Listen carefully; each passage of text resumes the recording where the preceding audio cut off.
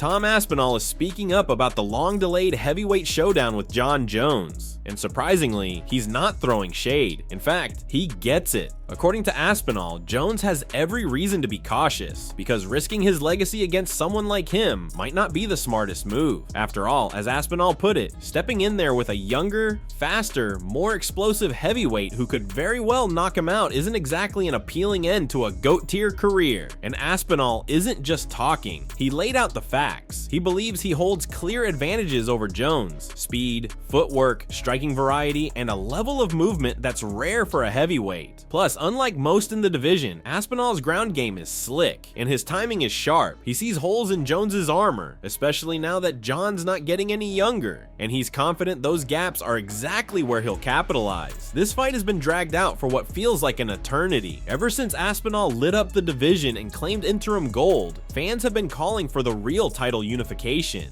Not fantasy, not talk, but a real clash between the new era and the old king. But Jones, he's taken the long way around. Injury or not, the delays, the uncertainty, the hesitations, they've been frustrating. The anticipation has only grown. Tom Aspinall is a serious problem. This isn't just another title defense for Jones. It's a changing of the guard moment, if it ever actually happens.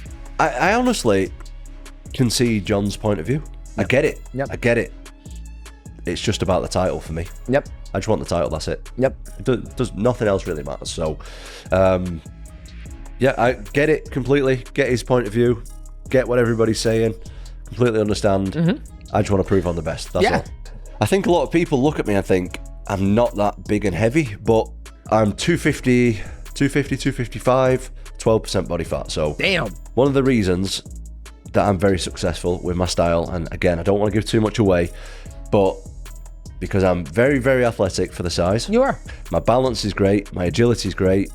That is, as well as other things, but that is a big advantage that I've got in the heavyweight division. Yep. A lot of people are slow, ploddy, they've got no balance, they've got no distance control, they can't move in and out fast or anything like that. I train with light heavyweights, and I generally find it a lot harder to train with the light heavyweights than I do the heavyweights.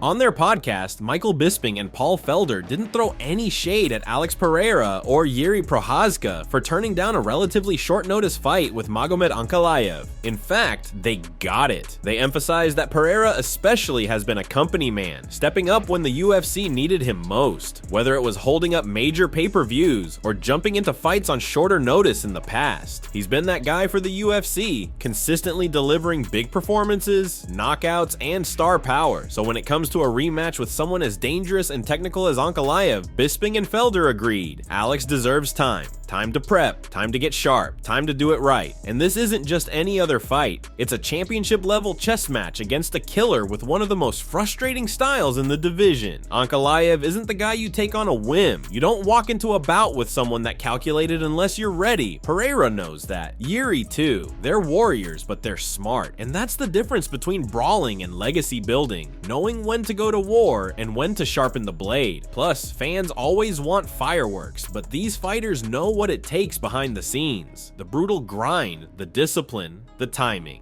Pereira's already given a lot to the UFC in a short amount of time, and he's done it with class, so him opting to wait and prepare doesn't take anything away. If anything, it sets the stage for a way bigger, cleaner, and more competitive rematch when the time is right.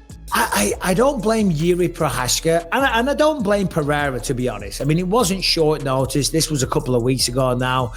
317's about 5 weeks away, so it still would have been, essentially a full camp. But regardless, Prochazka, he just lost. He's been lost to Pereira twice. If he was to get another title fight, getting a third title shot, is that 3 or 4? Because he's been the champ. Yeah. If he loses that one again, he ain't gonna get another one. So I don't blame him. Certainly Ankalaev, being gigantic, the size that he is, and with the style that he has, I don't blame him necessarily for that. No, I don't blame you. I mean, and if Yuri's trying to do something and he doesn't want to jump right back in there like that, yeah. And even for Pereira, I don't think he should have tweeted or said anything like that, but he's done a lot. You can understand where he's coming from, right? He took a lot of fights. He saved a lot of pay-per-views. If he wants to take a little time and chill out coming off a loss and not jump right back in there, I don't blame him either. But I do understand that the UFC's got to move on with something. And In a recent interview with Russian podcaster Aslanbek Badayev, Khamzat Chimaev was asked about a rumored altercation he had with the former Bellator welterweight champion Yaroslav Amosov. Khamzat, known for going hard in sparring and occasionally getting into altercations, shared an intriguing story involving the Ukrainian fighter. According to Chimaev, him and Amosov went really hard in sparring, to the point where Amosov took off the gloves, threw them onto the mats, and told Khamzat he'd never spar him ever again. The undefeated Chechen went in full detail about the altercation, which happened during his preparation for a highly anticipated championship bout with Dricus du Plessis. I've heard of this story about your hard sparring with Yaroslav Amosov, and I want you to confirm if it actually happened or not. I heard you two went back and forth until you started to take over the sparring and pushed him to the point where he took off his gloves, threw them away, and told you, "I'm never sparring you again. You hit too hard." Is it all real? Yes, it happened. We sparred just one time, and I don't know, some people don't like it when I go hard. My coach told me to always go hard, so I went hard. Yaroslav told me he didn't enjoy sparring that way and left the gym.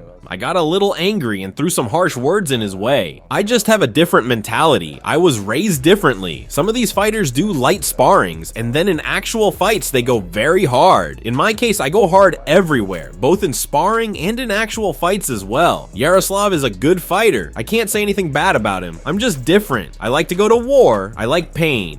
Khamzat is coming off a dominant win over former champ Rob Whittaker, while DDP just recently defended his belt in a rematch against Sean Strickland. This fight promises fireworks, with both fighters promising to stand in the middle and deliver an all-out war. Will Khamzat run through du Plessis and take the belt, or will DDP's unparalleled endurance and awkwardness inside the octagon be too much for the Chechen? Leave your comments below.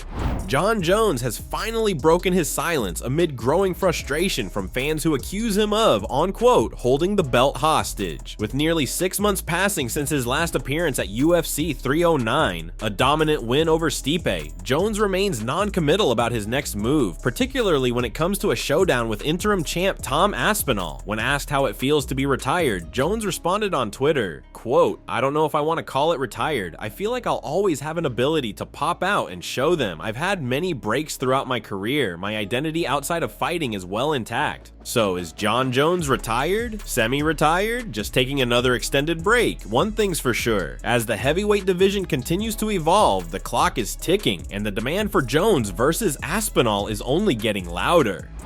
That's it from MMA Psycho. Thanks for watching. Don't forget to leave a like and subscribe for daily MMA news.